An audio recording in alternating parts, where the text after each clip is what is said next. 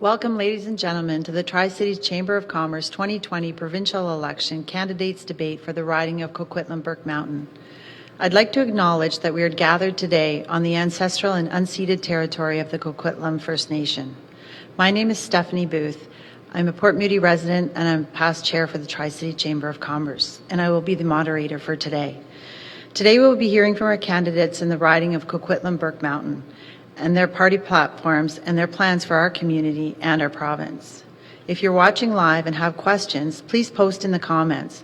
Questions were pre-submitted and will be addressed additional questions if time permits. The rules and format for today. First, we'll quickly go over the format of tonight's debate. Each candidate will have 2 minutes to introduce themselves and their party's platform in an opening statement. After opening statements, our candidates will be asked a combination of questions. There's a number of questions that have been prepared by the Chamber of Commerce and submitted by the business community. We will be asking our candidates questions until the time is up here today. Based on random selection, one candidate will have 90 seconds to respond to the question before the floor is opened up to 1-minute rebuttals for a maximum of 6 minutes of the debate. Debate will be closed if we get off topic and we'll move on to the next question. To finish off, candidates will be given up to 2 minutes to make a closing statement at the end of the night. Candidates, are you ready? Our speaker order for tonight will be from my left to right, and we'll start off with Adam Bremner Aikens. Yes, thank you, Stephanie.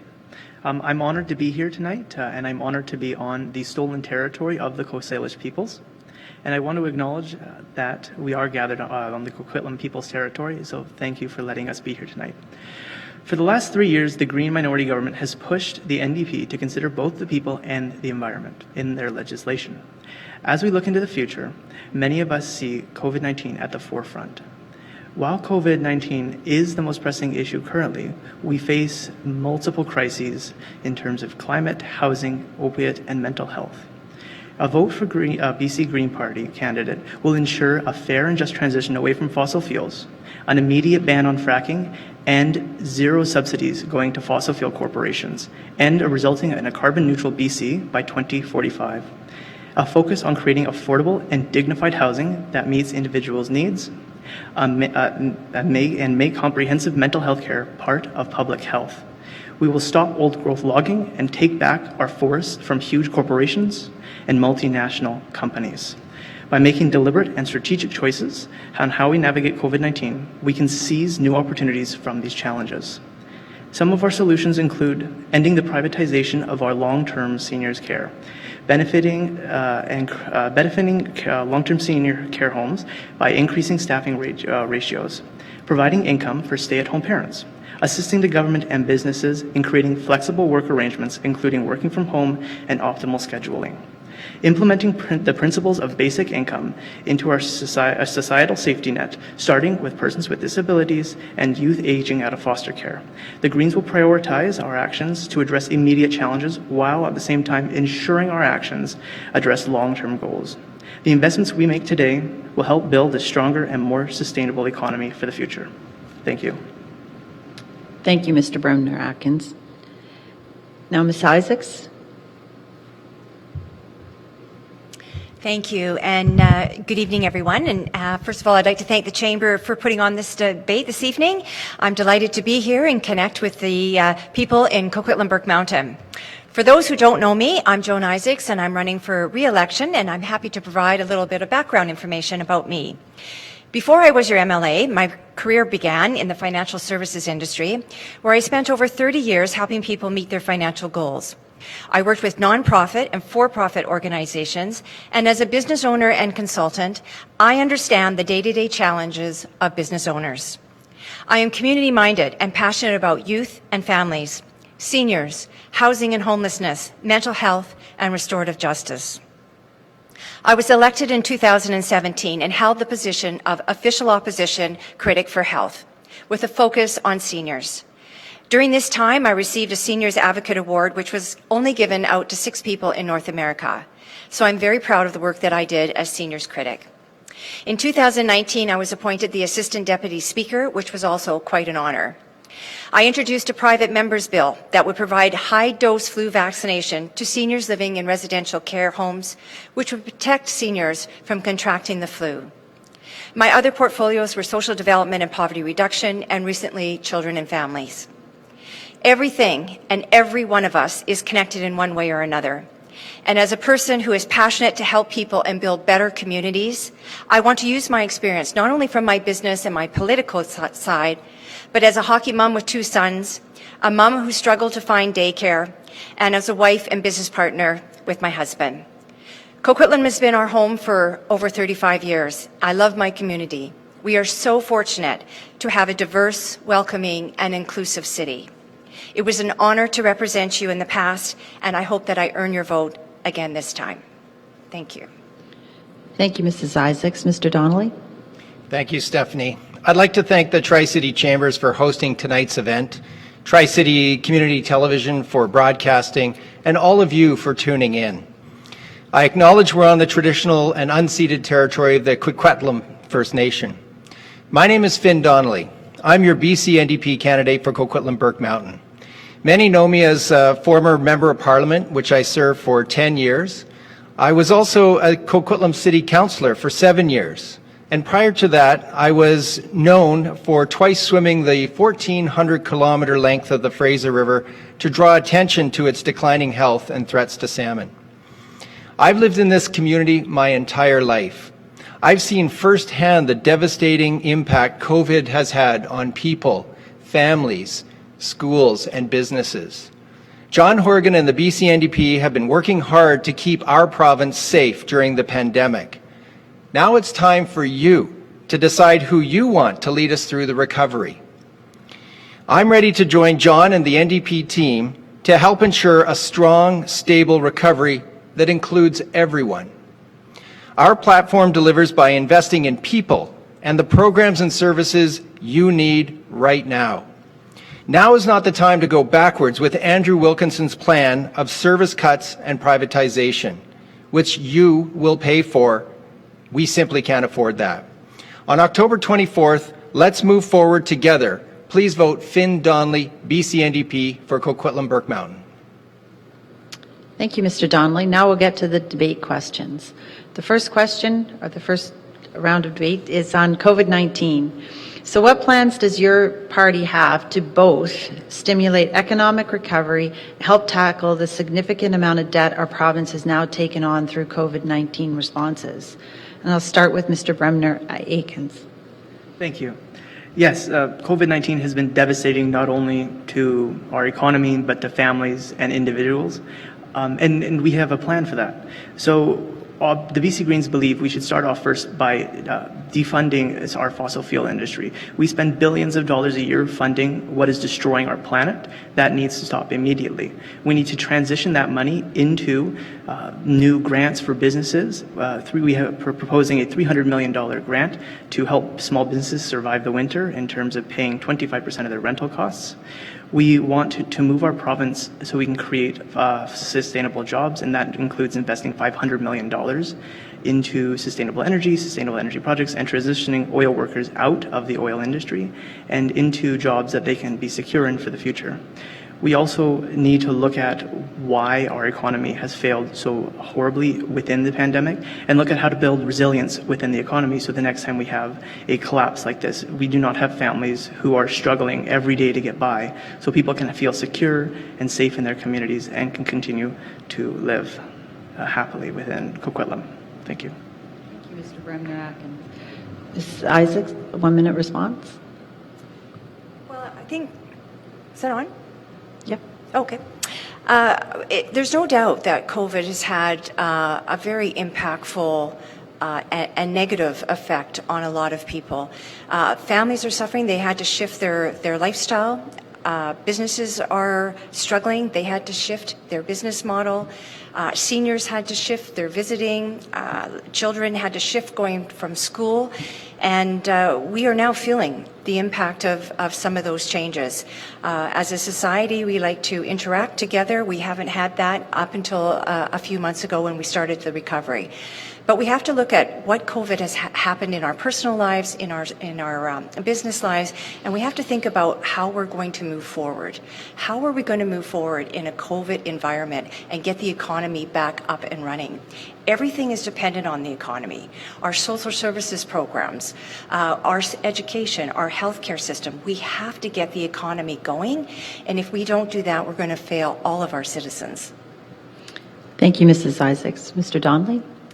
Thank you for the question. When COVID hit back in March of this year, the BC NDP immediately acted on expert advice of Dr. Bonnie Henry, BC's Chief Health Officer. We approved a $3.5 billion in the initial recovery for people and businesses. We made a $1.5 billion investment to fight COVID-19 this fall and winter by hiring 7,000 new healthcare staff, boosting testing capacity, and hiring 600 more contact tracers to help stop the outbreaks. Now you contrast this with the BC Liberals who underfunded healthcare and privatized cleaning services.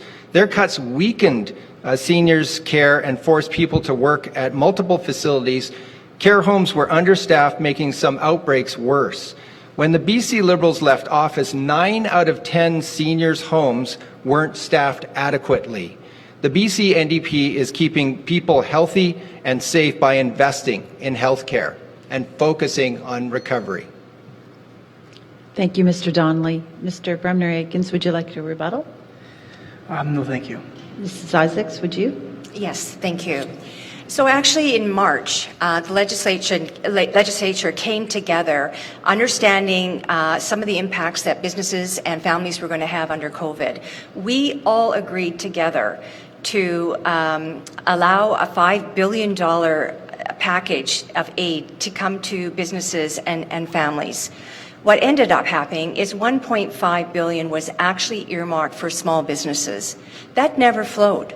The NDP did not flow that money. That money never came to small businesses. And as a result, they've been suffering. They haven't got the need and the help that they were supposed to get.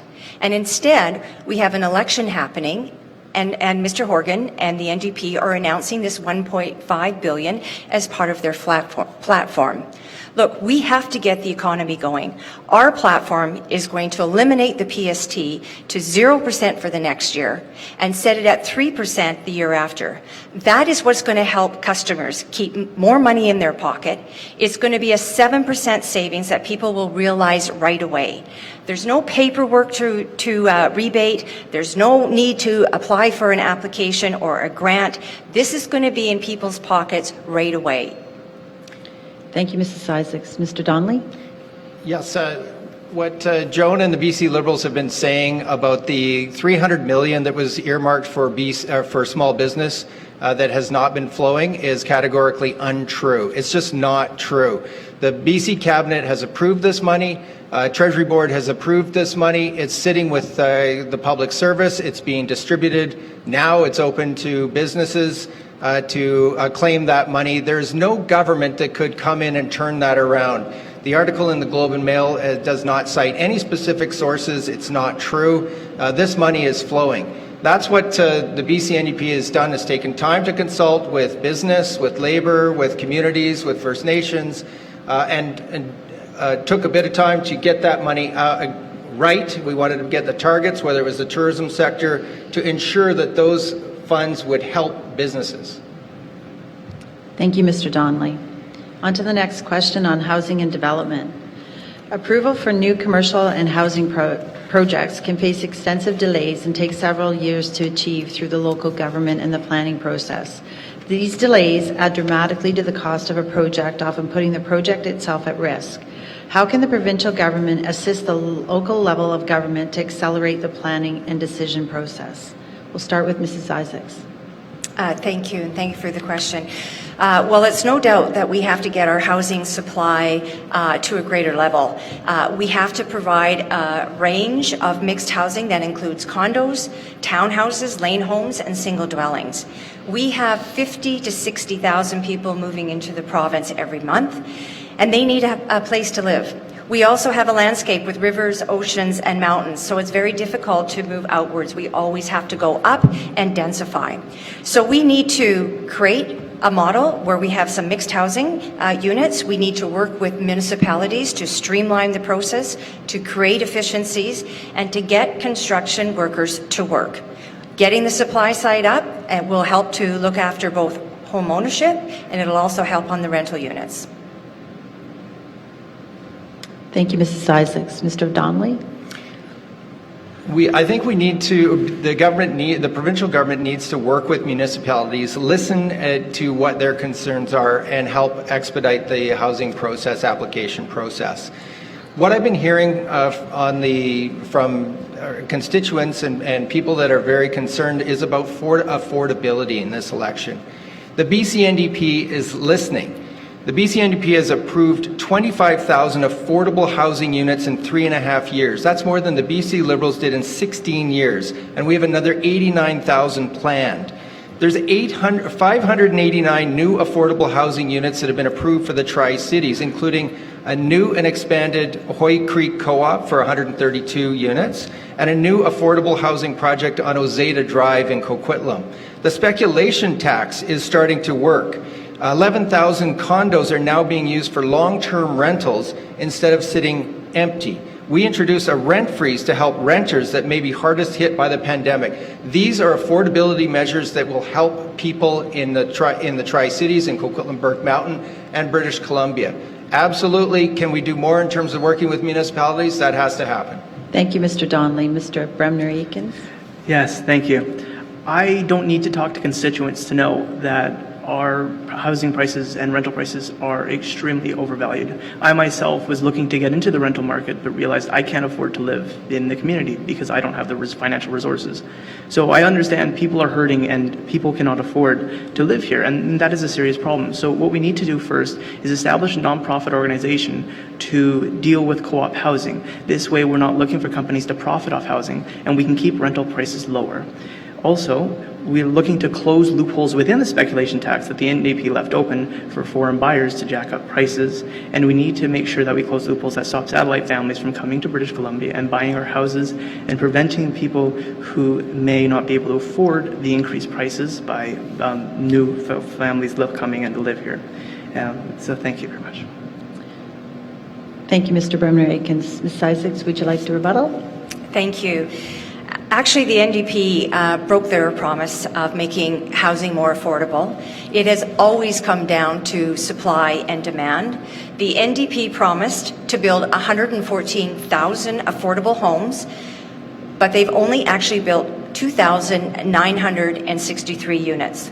And at the current rate, it is going to take about 100 years for them to complete. And out of that 2,963 so-called affordable housing units, only 5% are affordable rental housing. Of the projects that are in the works, 50% of those units in affordable housing are behind schedule. The supply didn't go up, and the demand is still there. Thank you, Mrs. Isaacs. Mr. Donnelly? The BC NDP has approved 25,000 affordable housing units in 3.5 years. For 16 years, the BC Liberals sat on their hands and watched the housing market skyrocket. They did nothing to address the housing crisis, that they put wealthy speculators and developers ahead of people for 16 years. In 2001, when the BC Liberals came to power, they cancelled every single affordable housing project the NDP approved. I was proud to stand with John Horgan and Selina Robinson, our housing minister, 2 weeks ago in front of Coma Lake United Church project to talk about how we are going to move forward with affordable housing projects right here in the Tri-Cities. Thank you, Mr. Donnelly. Mr. Bremner-Eakins, would you like to rebuttal? Yes, thank you. I think one of the important things we're seeing here in Coquitlam is the development of skyscrapers. And while it may seem currently that it is a good way to densify and decrease prices, we have only seen the approval of expensive housing. We see luxury housing, large apartments that are not suitable for people who cannot afford to live the life of the wealthy. And so instead of building these large luxurious skyscrapers, we need to focus our resources on low-income housing and middle-income housing and supporting people who spend more than 30% of their income on rent. Because people cannot afford, especially with the pandemic and the economic recession we are in, we cannot afford to be building big luxurious towers or be lacking on co-op housing or low-income housing. It's not working for Coquitlam, it's not working for BC, and we need to get our act together and begin to build co-op housing. Thank you. Thank you, Mr. Bremner-Aikens. We'll now move on to the next question on the small business and the economy. During the COVID-19 pandemic, the federal government has provided specific financial income and support programs to assist those who have suddenly lost all or a large portion of their income due to the disruptive effects of the economic shutdown and contraction. If your party forms government, are there any specific changes that you would lobby the federal government to change or restructure to better assist small businesses that have seen their revenues drop substantially? And we'll start this with Mr. Donnelly. Thank you, Stephanie. The BC NDP moved quickly to provide supports for small business. I mentioned earlier, Cabinet and Treasury Board approved $300 million, which is currently with the public service being delivered to small businesses. BC's recovery will come from helping workers and small businesses who are the backbone of our economy. The BC NDP has also introduced a hiring credit worth 15% of any increase to payroll and 100% PST rebate on investment in machinery and equipment. We will work with the federal government to ensure that businesses get the wage subsidies that they need to get them through the pandemic. We will also continue to listen, to work with the Chamber to hear the needs and the concerns of how the provincial government can access federal funds to things like assist with the tourism, with the innovation sector, with film. With a number of small businesses that have concerns, we will be that voice to access the federal government to be the conduit and work with the federal government to ensure that funds flow and that we address the concerns of the small business community. Thank you, Mr. Donnelly. Mr. Bremner-Aikens. Thank you. Yes, small businesses are extremely important to our economy, not only because they provide the places families go out to dinner or where you buy local jerseys for the soccer team, but they're an important backbone in resiliency and to our economy. So we need to protect them at all costs, and this goes for we believe in creating a $300 million fund to pay rent for small businesses who cannot afford to. That if they qualify for that, the government themselves would cover 25% of that cost, and that should come from the federal government because they need to be supporting our small businesses more. They have ignored our small business community, and they need to be heard. Secondly, we need to retool the provincial grant to focus on supporting small tourism operators. And this is important because tourism is one of the hardest hit sectors within our economy currently, not only because of COVID-19 restrictions, but they have not seen income since the beginning of the COVID pandemic, and there is no way for them to safely reopen at the capacities previously they were able to work at. We need to also work so we do not lose not-for-profit tourism. They are also being hit quite hard, and these are important. These are the people who protect our oceans. These are the people who protect our coastlines and our forests through exposing people to our society. Thank you, Mr. Bremner-Aikens. Mrs. Isaac? Thank you, Stephanie. So the federal government can help in a lot of different ways, but I think what we need most is infrastructure dollars. These are projects that we can be shovel-ready. These are projects that are needed, either transportation, hospitals, schools, other public infrastructure. They cost a fortune, and this is where our federal tax dollars can come back to help our province in rebuilding the province. But in terms of small businesses, the NDP added 23 new taxes last year. That is not the answer. Small businesses represent 98% of all businesses, and many are operating at 40 to 60% below capacity level. They are really hurting. They are really hurting. And I know some in Coquitlam here, as you probably do as well, that will have to make some tough decisions and decide how much longer they can hang on because there has been no money flowing to them.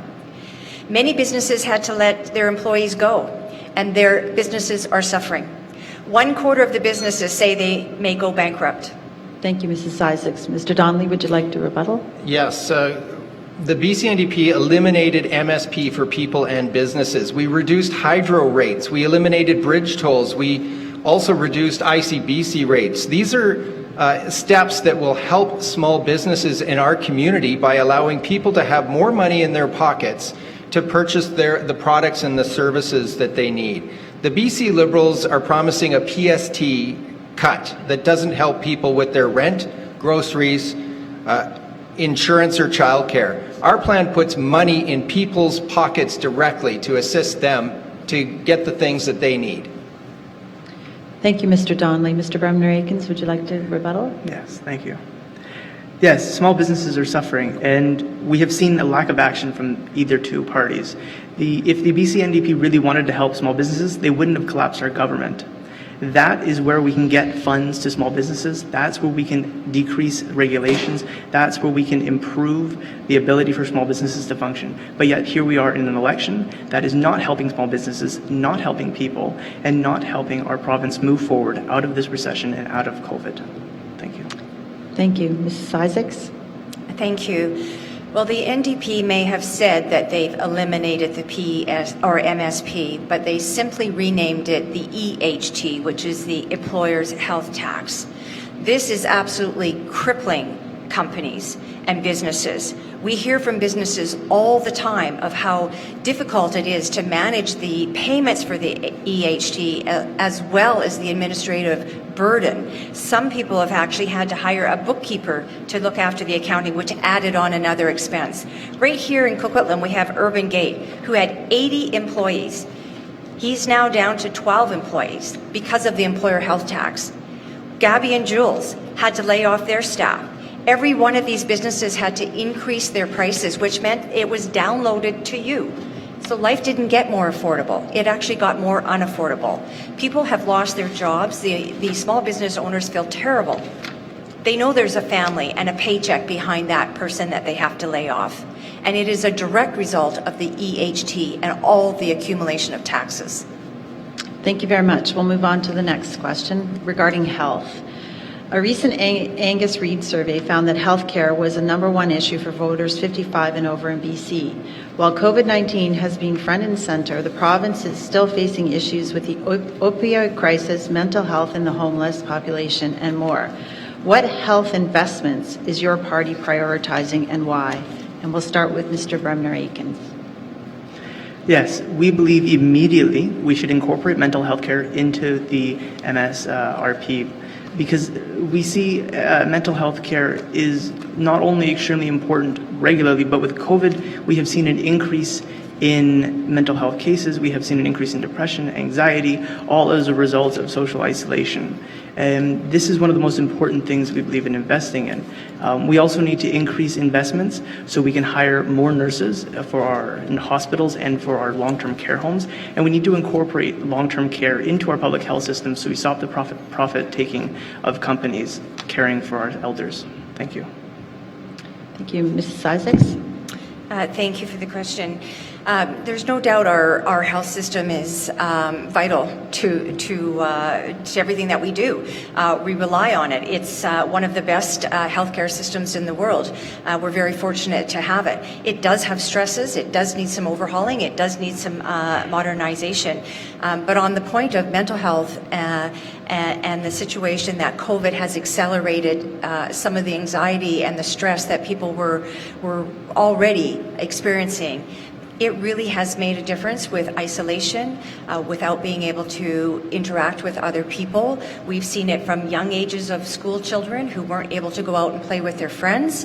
We've seen it at senior care, where seniors have been left on their own in isolation without a family member to visit. When they finally did get a visit, it was just through a window. Aunts and uncles, grandmas and grandparents couldn't hug their grandchildren. It's had a huge ramification and impact on us all around. I don't think we're really really going to see the results of that impact until later on. Thank you, Mrs. Isaacs. Mr. Donnelly. The BCNDP is expanding Eagle Ridge Hospital and opening an urgent and primary care centre in the Tri-Cities. We slashed wait times for MRIs and have significantly increased the number of doctors, nurses, and healthcare workers. We've hired hundreds of new doctors and nurses through our primary care networks.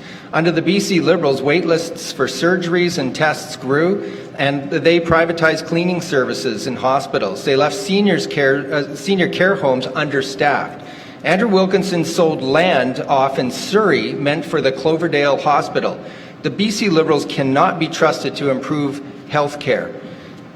In terms of mental health, John Horgan created the first dedicated mental health care and addictions ministry in BC's history, unique in Canada to deal with mental health care and addictions. We're doubling youth treatment beds and adding more adult treatment beds. Riverview Lands should be a big part of the solution. Thank you, Mr. Donnelly. Mr. Bremner-Akins, would you like to rebuttal? Yes, thank you. People can't afford care in BC right now, especially with the recession we're in. People cannot afford to be spending $100 per session on mental health care. People cannot afford to seek other care that would not be accessible to them through our provincial government systems.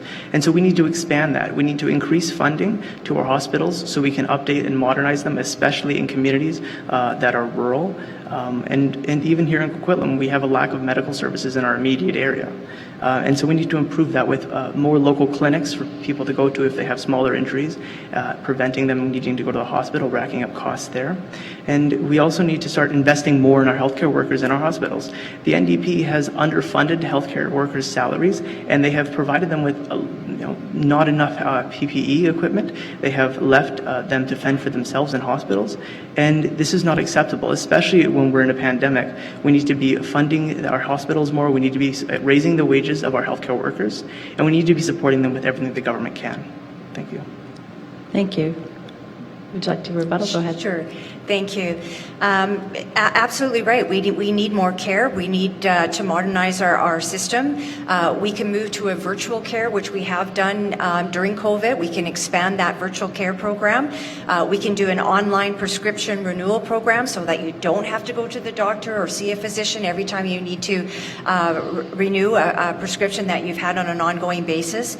We need to increase our urgent and primary care facilities. You have all the care within one system, all in one door. It's absolutely convenient, and it works for a single source to get all your health care under one roof.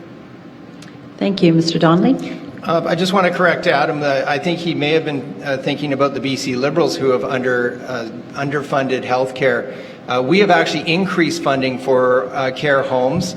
We have put more funding towards homes that require PPE, and we have stopped contract flipping, which happened under the Liberals. So we have taken measures to ensure safety, to fund our healthcare workers, those folks that we cheer for at 7 o'clock every night that did an amazing job through and still are working tirelessly. We need to continue to support them, and that's what you'll get with an NDP government, is a focus on improvement and funding with healthcare. Thank you, Mr. Donnelly. Would you like the last 30 seconds? Yes, thank you. Sure, the NDP may have funded a small amount more, but it's not nearly enough what we need to have good hospitals and a strong healthcare system.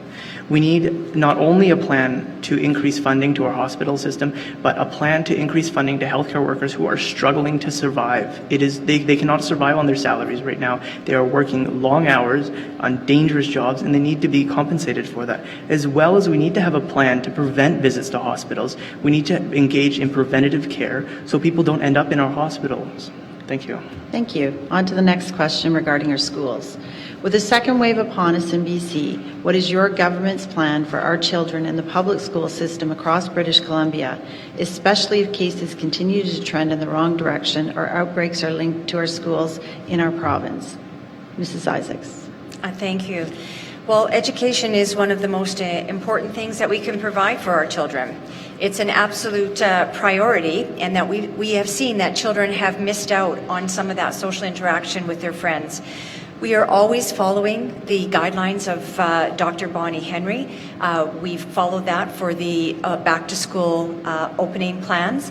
But as an MLA, I received 400, actually over 400 emails and phone calls from worried parents and teachers around the back-to-school program, back-to-school plan. The government waited way too long to reveal what those plans were and then downloaded all the plans to the individual school districts. Many parents were concerned about their special need children, family members who may have had compromised health issues, and children going back and forth from cohort to cohort and bringing home contagious viral infection. I raised my concerns and the concerns of parents with School District 43. I responded to everyone who expressed a concern, and I have worked really hard to make sure that parents knew that they had an advocate in me to bring their concerns about the back-to-school plan forward, and I did just that. Thank you very much. Mr. Donnelly? The BC NDP is committed to funding a new high school and middle school on Burke Mountain. Over the past 3.5 years, we provided funding to ensure 4,200 new teachers were hired and 102 new schools will be built across the province. One of those will be the 430-seat Sheffield Partington Elementary School on Burke Mountain. We made big investments in new playgrounds so parents don't have to fundraise for them anymore. We negotiated a new collective agreement with teachers. When the BC Liberals were in power, they battled teachers all the way to the Supreme Court. For many years, we needed schools in this riding. The BC Liberals failed to complete the building of a single school on Burke Mountain. In fact, when Andrew Wilkinson sat around the cabinet table, he sold off land designated for schools on Burke Mountain to a well-connected developer at a discount, making it more expensive to build schools there now. Mr. Bremner? Yes, we must increase funding to our school districts. We need to create smaller class sizes and provide funding to increase access to EAs, virtual learning, and more resources for teachers and principals. The BC NDP tried to strip teachers' rights away after they won a 12-year lawsuit against the government for decreased class sizes. Immediately after, this is horrible for British Columbians and our students. The smaller class sizes provide teachers with the ability to teach their students better, give them more attention, and allows for students to engage in better learning. I will protect teachers, and I will fight for you and your rights and for our children's education, because it is the most important aspect in our society. Thank you. Thank you. Mrs. Isaacs? Thank you. There's only one school up on Burke Mountain, and it's Smiling Creek, and that was funded and built by the BC Liberals. The Burke Mountain Middle High School is another infrastructure project that will benefit parents and students living on Burke Mountain. In 2017, the NDP promised that they would fast-track schools. It was an election promise that they did not keep. For 3 years, I asked Rob Fleming, where is the school? And every time he gave me another excuse, and he has done nothing, in fact, to move it forward. In fact, the NDP created a new step by asking for a concept plan a year after everything had already been submitted by the school district, that a joint venture program was approved by the city and the school district. All requirements were complete. The NDP asked for another step in the process. And I do want to respond to the land that Mr. Donnelly is speaking about. The NDP and their candidates have been misleading people about the land on Burke Mountain. This land was sold in 2014, and it was sold through a fair and open process. Every single real estate transaction, whether it's your house, a commercial property, or whether it's a parcel of land. Thank you. Okay. I just like to respond to that. Well, It's a little rich coming from the BC Liberals that they waited for years to build. They could have built the high school and the middle school, but they did nothing. They waited, and in fact, the school was completed under the BC NDP's term. So the funding may have started early, but they didn't complete a single school. So it's a little rich to be hearing about how the BC Liberals want to see schools now on Burke Mountain The BC NDP will get the job done. I stood with the Premier 2 weeks ago. We announced that there will be a middle school and a high school on Burke Mountain, and I, if elected, will see that commitment. Thank you, Mr. Donnelly. Mrs. Isaacs. Okay, well, first of all, Smiling Creek was a school that was done under the BC Liberals. You didn't fast track that in any way, and you didn't fast track any other school. And as Mr. Finn Donnelly realizes, there is a school district process that has to be completed, and there are certain steps that have to be done. The problem is, in 2017, the NDP promised to fast track the process. They didn't, and that school is still not built. We will get that school built because we put it in our infrastructure, our $8 billion infrastructure project funding, and we will have that school built. Thank you very much. And just to let you know, you've also answered a question from the general public as well, so covered it off there as well. So for our next question, it will be on climate change and the environment. With debates surrounding pipelines, our exporting of raw materials internationally from BC's west coast and projects such as the Site C Dam, what is your party's stance on energy projects, and what do you see as the appropriate policy response to climate change? And we'll start with Mr. Donnelly. Thank you. Climate change is one of the biggest challenges facing humanity. We are experiencing increasing wildfires, flooding, severe weather events, and a loss of biodiversity. In cooperation with Dr. Weaver and the BC Green Party, we developed Clean BC, the most ambitious climate action plan on the continent. We passed the Climate Change Accountability Act to legally require government accountability on emission reduction targets. We aim to be net carbon neutral by 2050. The plan includes rebates for electric vehicles and home efficiency upgrades, $105 million for incentives for industry to move to cleaner operations, and $106 million to help schools, hospitals, and universities reduce energy consumption. I just want to finish with a personal story. I mentioned in the opening that I swam the Fraser River. I swam it twice to draw attention to these issues. This is a personal commitment of mine that I feel motivated. It's what got me into office. I see these challenges and I want to be a part of the solution. I'm very excited to join John Horgan and the BC NDP to move these solutions into reality. And I think that's when something that I can absolutely bring to the BC NDP, a passion, a commitment, experience, and knowledge, and able to get the job done. Thank you, Mr. Donnelly. Mr. Bremner-Aikens? Yes, neither of the two parties have any plan for climate change that will work. We have seen this in Site C, which not only has destroyed the environment around where it's building, but its sole purpose to be built is to provide electricity for LNG and fracking. We need to immediately ban fracking in our environments so that we can continue to preserve our forests. We need to be providing zero fossil fuel subsidies to massive mega corporations who are going around the world and drilling for crude or LNG and destroying our environments. My future is at stake with climate change, and that is one of the main reasons I have entered into politics, is to try and protect my future so that it is not lost to the greed of the other parties and their dedication to funding fossil fuels. It needs to stop immediately. That is why I was the first student to start climate strikes within our district. That is why I went down with 125,000 other people to protest the government's inaction on climate change. And this is why we are seeing around the world youth getting involved in politics, because we're scared for our futures. Thank you, Mr. Bremner-Aikens. Mrs. Isaacs? Thank you. We are very fortunate that in our province we have an abundance of natural resources, and we need to make sure that we get those resources to local and global markets in an environmentally safe way.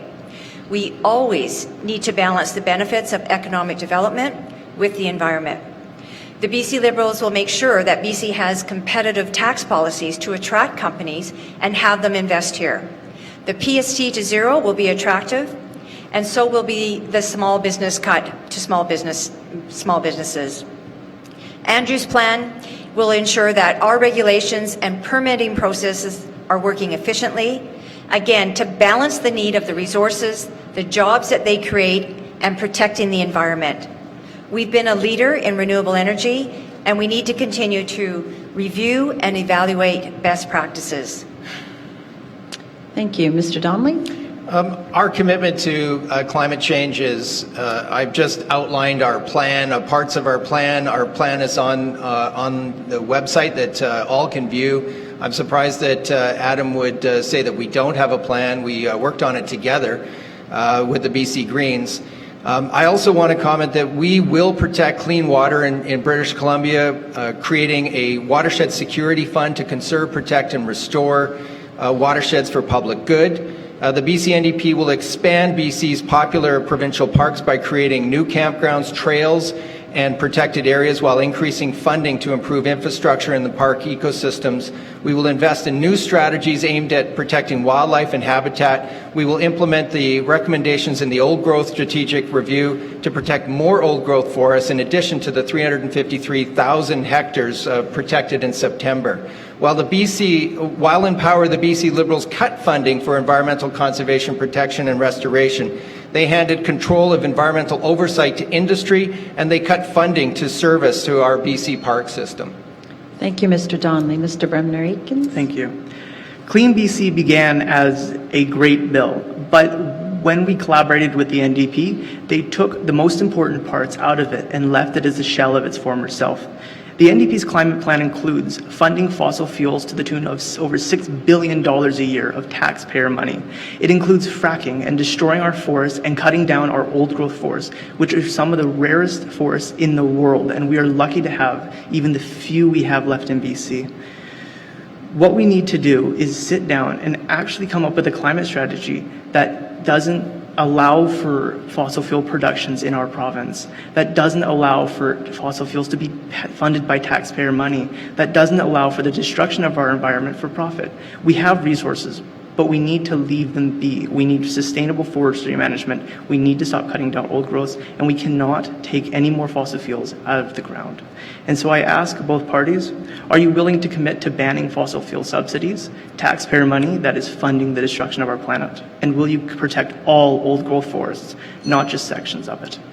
Thank you very much. Now we're on to our next question, which is resource projects. Safe, well-regulated, and responsible natural resource development is a defining feature of BC's economy. Would your party implement a process with clear, certain timelines and practical deliverables in order to advance permitting and approvals for resource development and export infrastructure that ensure BC is seen as a jurisdiction open for business? And we'll start with Mr. Bremner-Atkins. Thank you. It is important that we sustainably manage our resources. So this includes using secondary grown forests as sustainable management forests so that we can still use our lumber in BC, and we take our lumber and we use it and produce it into things that want to be bought, that whether that be 2x4s or plywood. We need to manage our forests, not like we are doing now, so that we can protect water, protect Indigenous rights, and protect the environment while still protecting our forestry workers who are a big part of our economy, especially in the interior. Thank you. Thank you very much. Mrs. Isaacs. Thank you. So we have a thriving natural resource industry, and that is absolutely vital to sustaining our healthcare, our education, and our other public services. And BC's industries must be globally competitive in order to succeed. That's going to include a fair tax system, as well as permitting, timing on permitting for mines and other types of permits. We're committed to fast-tracking those and doing a complete review and overhaul of the permit processing. In terms of forestry, the BC Liberals introduced a 5-point recovery plan for the forest industry, and John Horgan said no. The forest industry does need to modernize, and it has been hit with mill closures and curtailments. But there was a rural dividend fund that was established to help those rural communities in uncertain times. But the NDP cancelled the funding and left these natural resource-dependent communities without this valuable resource that communities need to stay afloat. We have to have that fund reestablished to support those communities. Thank you, Mrs. Isaacs. Mr. Donnelly? We need proper oversight, environmental oversight in our resource sector. That's been a problem under the BC Liberals for 16 years, and that's why the world had issues with many of our products that were being sold. The BC Liberals handed control of environmental oversight to industry. We need to change that to work with the industry, work with communities, work with First Nations, and work with business to have proper oversight and ensure that we can add value to our products. In terms of forestry, we should be looking at community forests and cooperative models that benefit communities, that keep value in those communities, that work with First Nations. I am the son of my father was I grew up in the forest industry. My dad was a mill worker. He worked at Macmillan Bloedel. I've seen the changes over time, and we need to help our forest industry recover. Thank you, Mr. Donnelly. Mr. Bremner-Eakins, would you like to respond? Thank you. It is important. While I sit here and say we need to shut down our fossil fuel industry, I need to provide a plan for workers who are in that industry. And so we do have that. We need to invest $500 million in transitioning our oil workers out of their current jobs and training them for modern day skills. I personally have family who works within the oil industry and the forestry industry, and I understand that they're concerned about the job loss under our green policy. But a green economy under the BC Greens includes oil workers. It is not their fault. It is the companies who are polluting the world, and we need to support them and their families to a clean transition that is equitable for everybody within the province. Thank you. Mrs. Isaacs? Thank you. So I think if Mr. Donnelly and his NDP party were concerned about community resource-based communities, they wouldn't have cancelled the Rural Dividend Fund, because those communities absolutely depend on it. But look, industries and sectors are modernizing and they're upgrading all the time. But we need to modernize the regulations for investment in BC to ensure sustainable and efficient land use decisions by ensuring more timely approvals from the Environmental Assessment Office, while at the same time ensuring a high level of environmental protection. Thank you very much. So on to our next question, and this is a public question, and it's regarding strata insurance. Strata insurance rates have increased dramatically over the past year. What does your party plan to do to address this issue? We'll start with Mrs. Isaacs. Thank you, Stephanie. Well, we have seen an increase in condo insurance here in Coquitlam, and I've talked to a number of different towers and a number of different strata council members and listened to their concerns.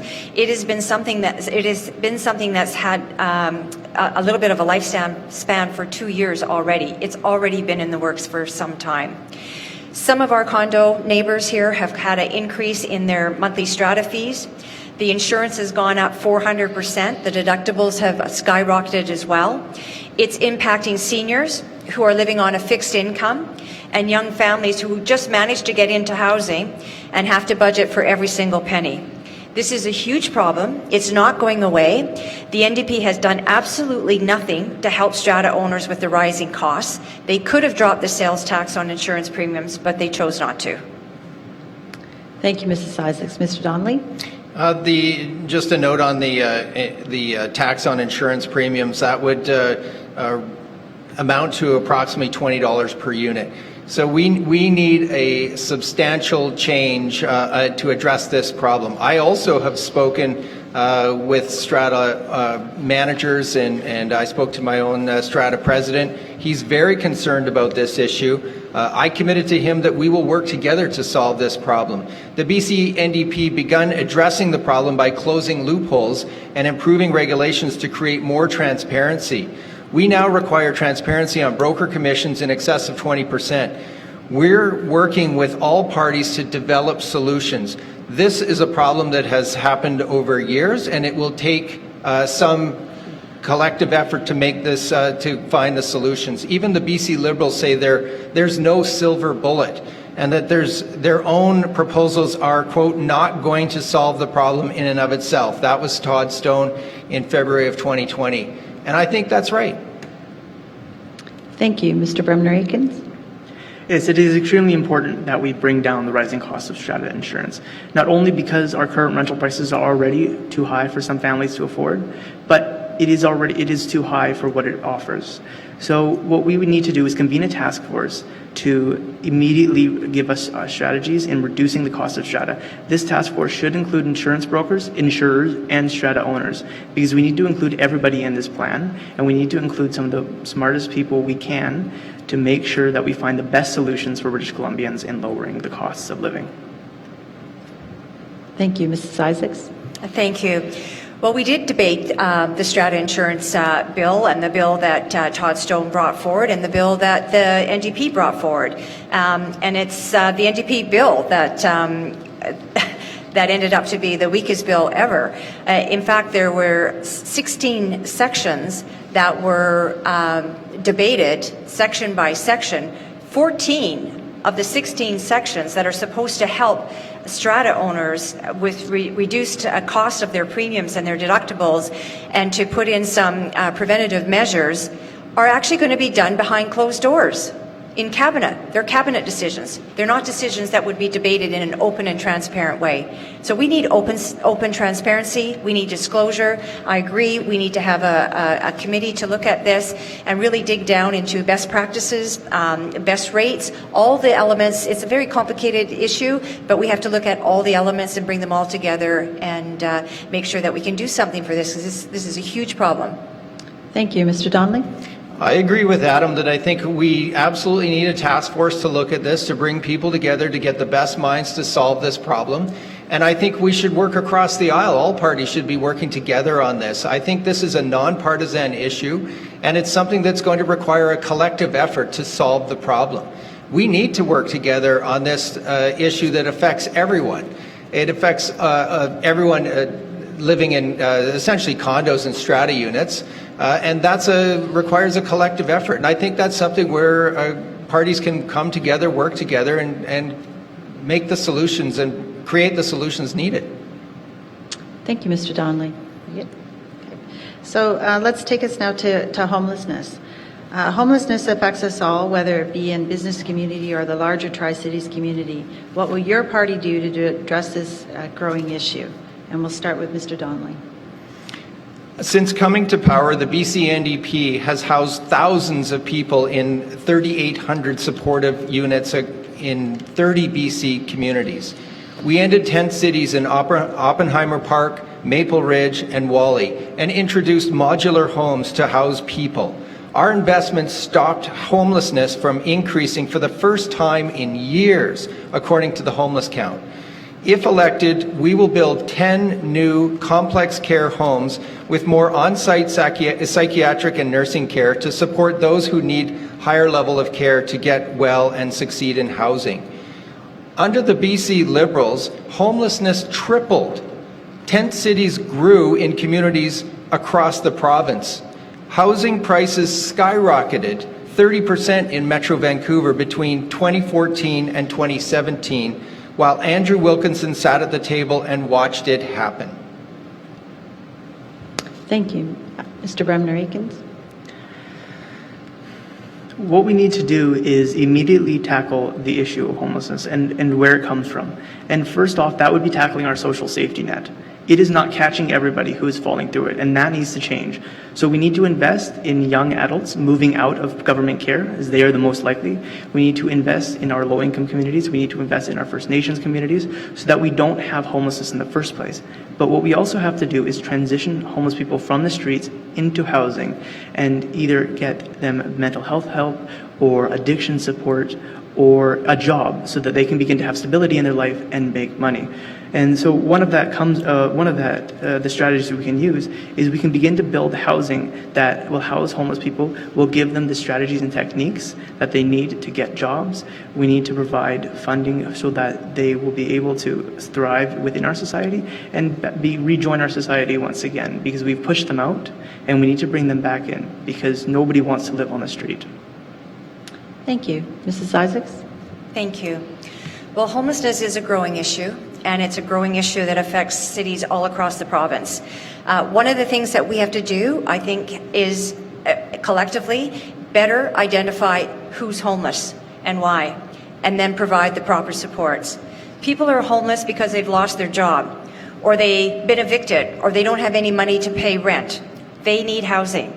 There are people that are homeless because they suffer from addictions and mental health. They need to be supported differently, and they need housing, and they need treatment. We have to treat the root cause of the problem and prevent the harm. There are also people that have suffered an illness or an injury and have a brain injury. They have become homeless, and their needs are entirely different. We can't put people who have different needs and require different supports all under the same roof. There needs to be a proper assessment and more specific supports if we're going to change the face of homelessness. Simply moving an encampment that was shut down by a public safety order into hotels and mixing this group of different homeless people with addictions, mental health problems, into a family neighborhood did not work. It made the situation worse. Thank you, Mrs. Isaac. Mr. Donnelly? We need to treat homelessness as a health issue, not as a criminal matter. We also need to work with municipalities, nonprofit organizations, and churches who have been working hard to solve this problem and to help those who need that hand. The BC NDP is committed to put people at the center of what we do to recover our economy and our recover from COVID. That's what a John Horgan government will do. It'll put people first. It'll work with those that need the services, and will provide the services, whether it's housing, affordable housing, healthcare, mental health. These are the services that an NDP government will deliver. Thank you, Mr. Donnelly. Mr. Bremner-Eakins? Thank you. 80% of homeless people in a recent study were found to have a traumatic brain injury. This is a serious problem because not only can traumatic brain injuries lead to mental illnesses, but it shows that there is one specific area where we have failed significantly. In the past, both the BC Liberals and the NDP have ignored homelessness. This is a problem. We need to treat homeless people with dignity because they deserve it. They are people, they are not objects or just a group of people to be talked about in policy discussions. Homeless people are not dangerous to neighborhoods. I don't know where that comes from, but it's just not true. Homeless people are our community members. They could be your neighbor or your family, someone who just lost their job and could not find the financial resources to pay rent that month.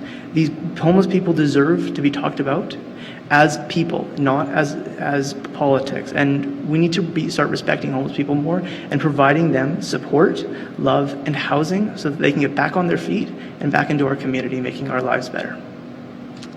Thank you. Mrs. Isaacs, do you want the last 40 seconds?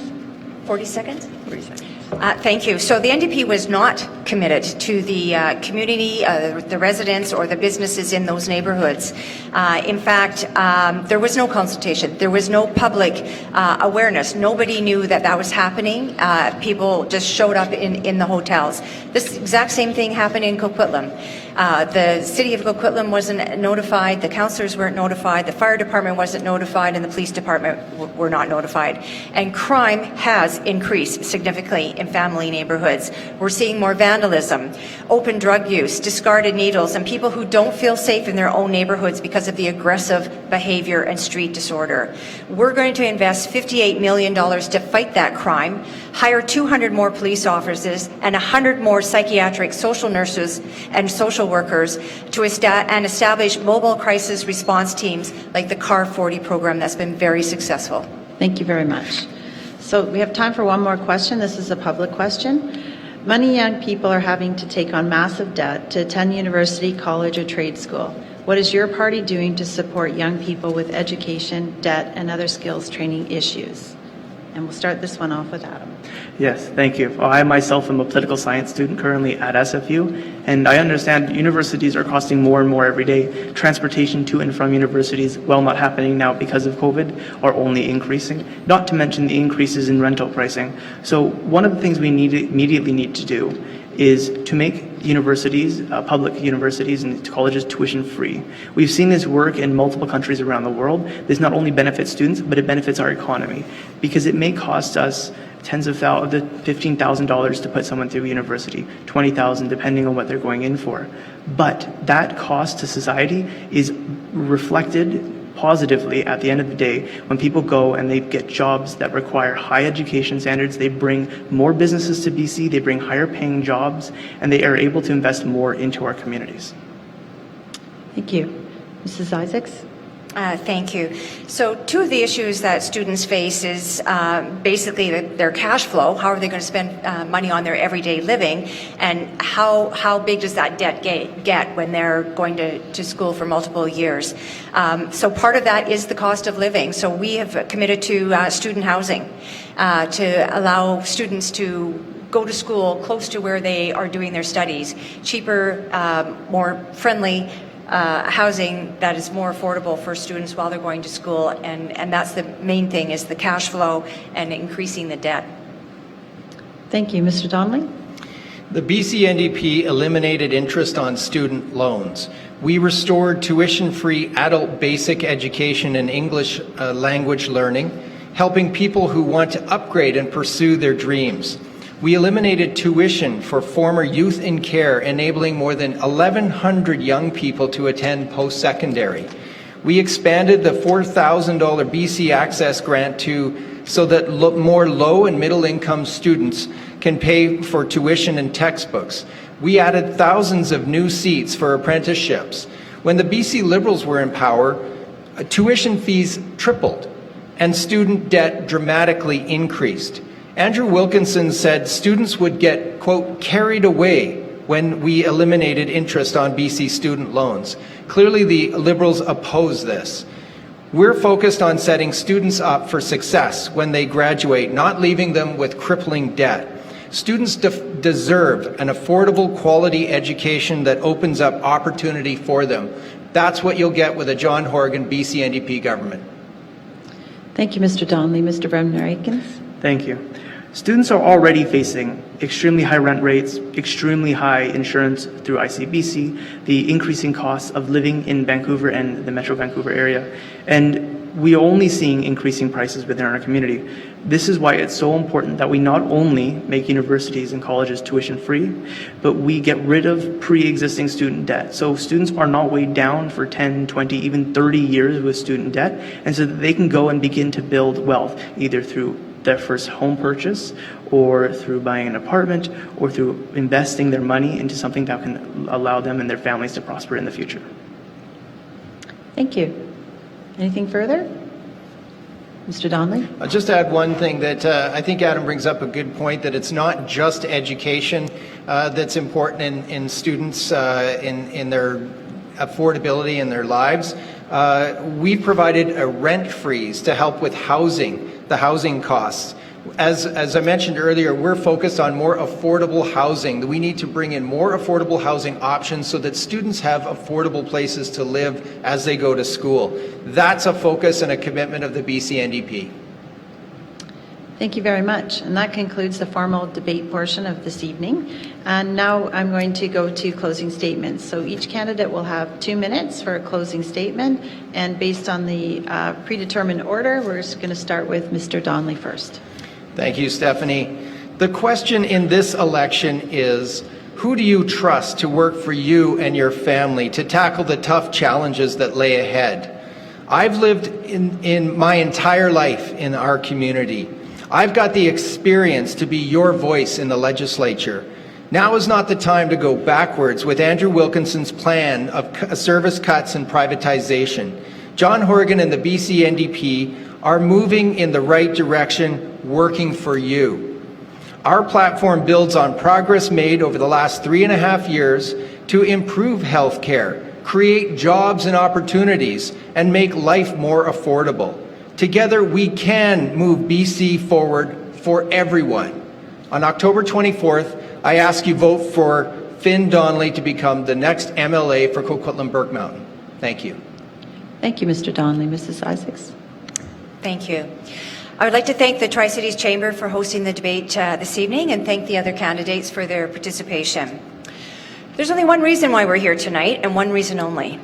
John Horgan has called an unnecessary election in the middle of a pandemic for self-serving and political reasons.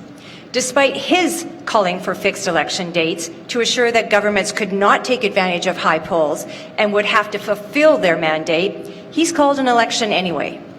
John Horgan and the NDP did not win this last election. They formed government because they made an agreement with the Green Party. They sang the praises of a coalition government back in 2017, and now they say it won't work, even though the Green Party has fulfilled their end of the bargain.